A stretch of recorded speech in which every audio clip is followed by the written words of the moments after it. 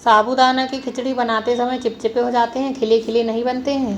आज हम एकदम दानेदार, खिले खिले, स्वादिष्ट, व्रत में खाए जाने वाले साबूदाना की खिचड़ी बनाएंगे। खिले खिले साबूदाना बनाने के लिए 2 कटोरी हमें साबूदाना ले लेना है।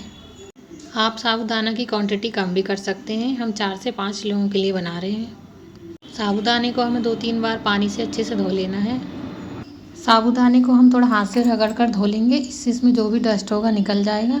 छन्नी से छान देंगे। साबूदाना में पानी हम इतना डालना है कि जिससे चिपचिपा नहीं हो। पानी इसमें थोड़ा हमने ज़्यादा डाल दिया है, इसको हमें निकाल देना है। जितना हमने साबूदाना लिया है उसके बराबर ही हमें पानी रखना है। पानी अगर आप साबूदाने में ज़्यादा रखते हैं तो आपके साबूदाना चिपचिपे बनेंगे।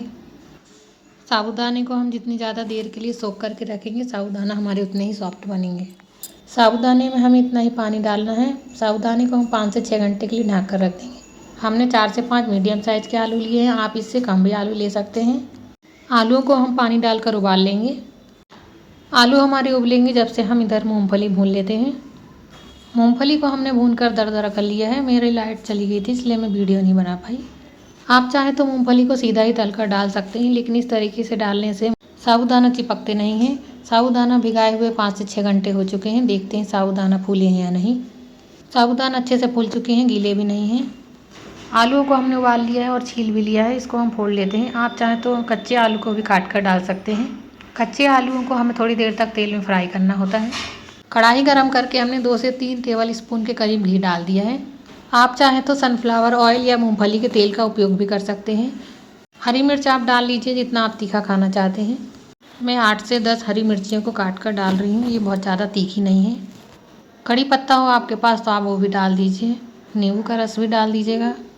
कड़ी पत्ता डालने से साबूदाने की खिचड़ी में थोड़ा टेस्ट बढ़ जाता है और नींबू का रस डालने से साबूदाना चिपकते नहीं हैं।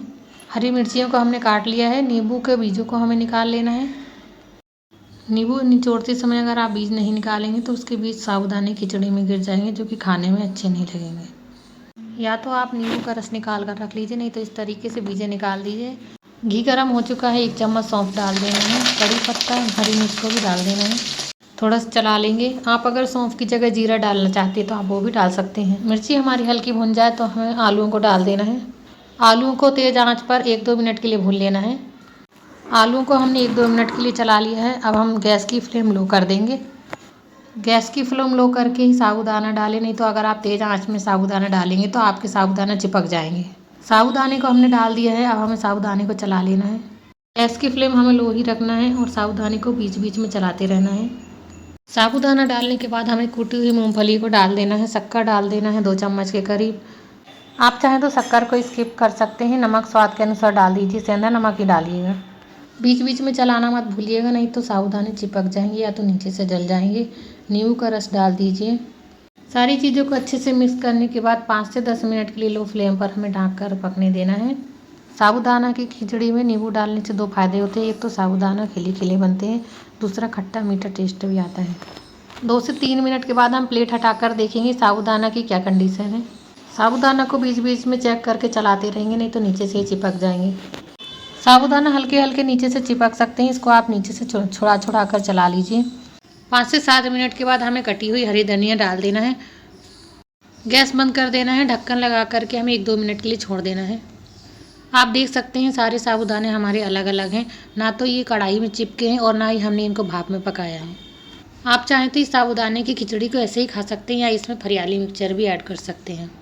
हमारे टेस्टी और सॉफ्ट साबूदाने बनकर तैयार हो गए हैं। आप चाहें तो इसमें अनार के दाने भी ऐड कर सकते हैं। मैं मेरे घर की फरियाली चिप्स तल करके इसमें ऐड करूँगी। इसको मैंने घर में ही बनाया था। हमारे इंदौर में बाहर जो साबूदाना की खिचड़ी मिलती है उसमें फरियाली मिक्सचर और चिप्स भी ऐड करके देते हैं, जो कि बहुत ही स्वादिष्ट लगती है।